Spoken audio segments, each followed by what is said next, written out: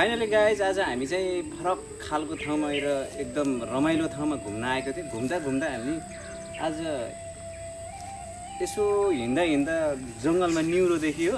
निउरो टिपियो अनि यसो निउरो देख्दा त यसो मन कोल्पिहाल्यो। मन कोल्पिँदा बित्तिकै हामी चाहिँ निउरो टिप्न गयो। ज्वाइँ जेठन तीनजना क्यामेराम्यानमा किसान मगर। ल गाइस योभन्दा पहिला हामीलाई टुकमान दाई अनि सुरज छेत्री अनि यात्री भरत अनि रोबिनहरूले हामीलाई यसो हामीतिर धेरै न्युरो पाइन्छ है भाइहरू साथीहरू भन्दै हुनुहुन्थ्यो होइन आमा। अनि त्यही गर्दै आज पनि यसो उहाँहरूले जस्तो हामी पनि आज जङ्गलतिर आएछौँ टुकमान दाई होइन। तपाईँहरूले देख्न सक्नुहुन्छ भिडियोबाट हेर्नु होला। कति टिप्यौँ तपाईँहरूले कति टिप्नु त हामीले चाहिँ यति देखाएको ल उता जीवनको देखाउनु ल हाम्रो यस्तो यस्तो टिपेको छ है। ल